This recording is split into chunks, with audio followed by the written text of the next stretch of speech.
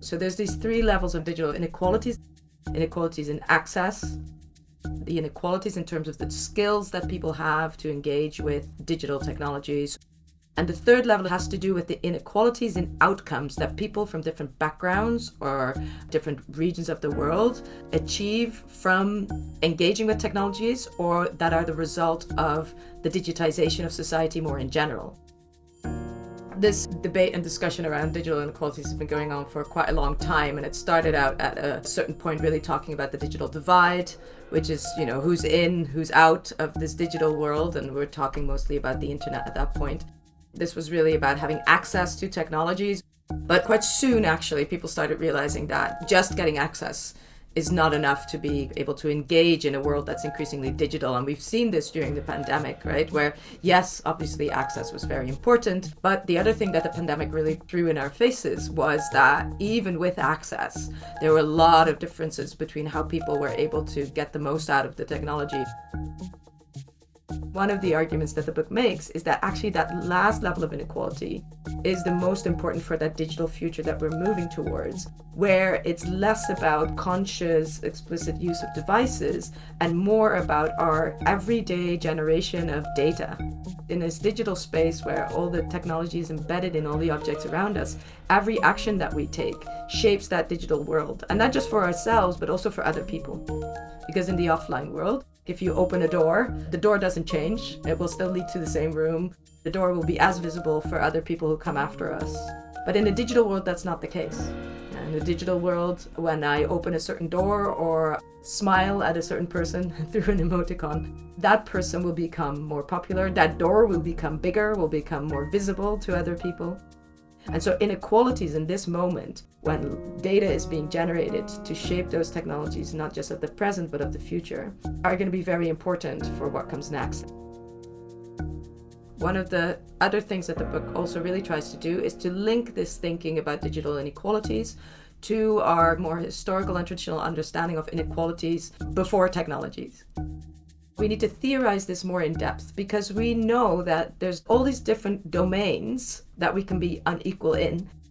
And it's likely that the causes of inequalities in these different domains are going to be different. And the consequences of it are different too. And that means that also the solutions are different.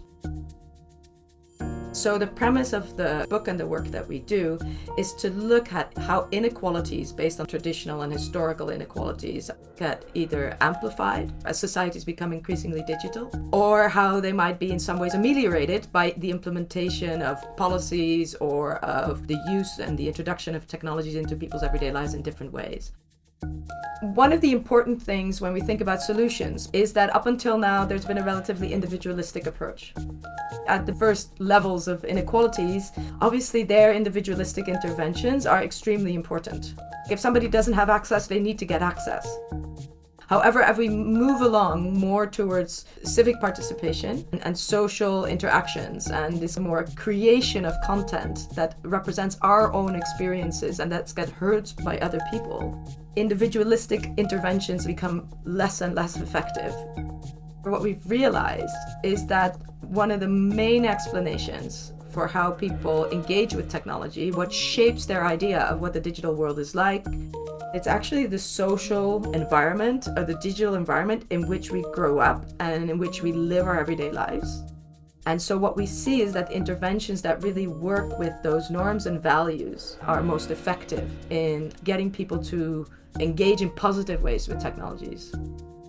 This means, especially as societies become more invisibly digital, that the emphasis cannot be on blaming the victim, getting the people who are at risk of being left behind to get online and get the skills and start creating content.